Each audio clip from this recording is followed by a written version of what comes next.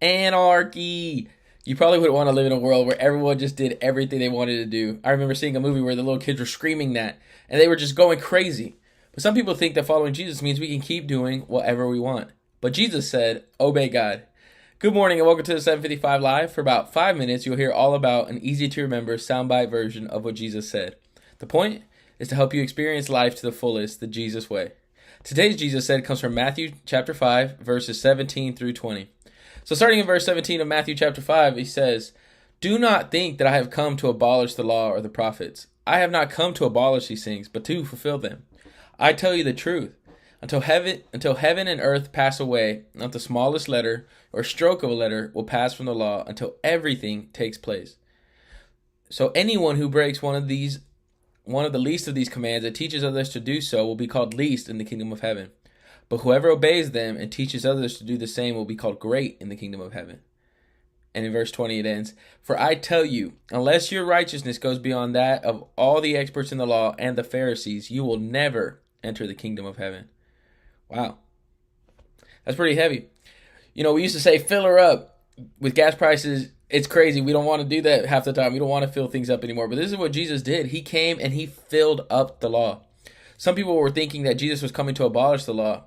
But like he said, he didn't come to abolish it or to do away with it. He came to fill it up. He came to make what it really meant true.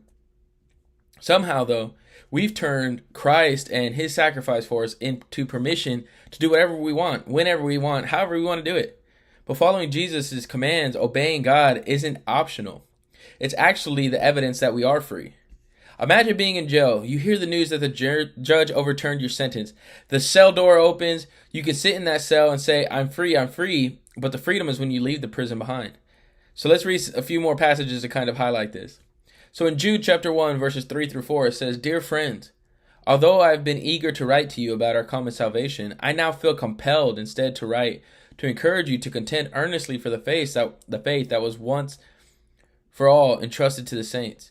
For certain men have secretly slipped among you, men who long ago were marked out for the condemnation I am about to describe.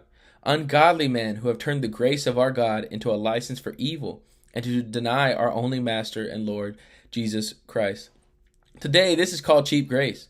It's this false understanding that following Jesus is like a get-out-of-jail-free ticket, that you can just use it when you die, and until then, nothing else really matters. That you get to do whatever you want.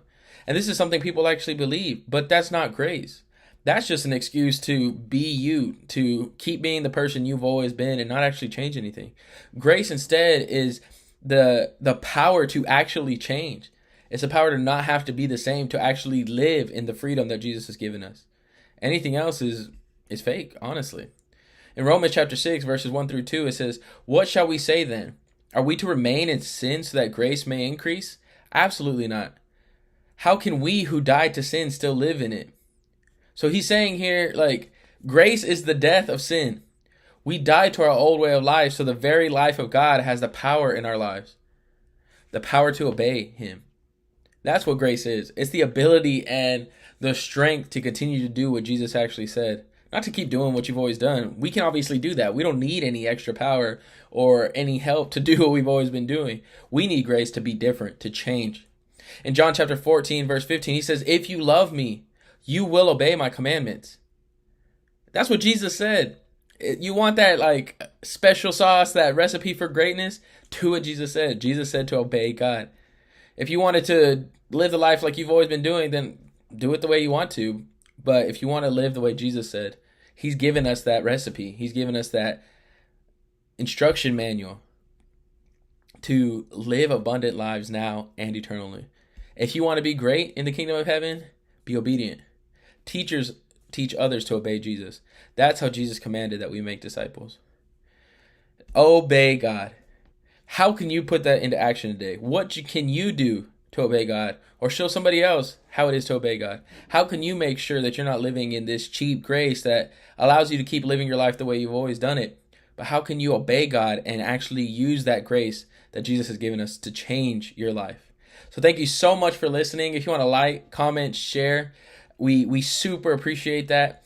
If you want to follow along with us in the Bible plan, that's at bible.today.church. I hope this time together has helped you to live life to the fullest, the Jesus way. I hope you have an amazing day. And remember, follow Jesus today. And we end everything by saying, love first. Thank you.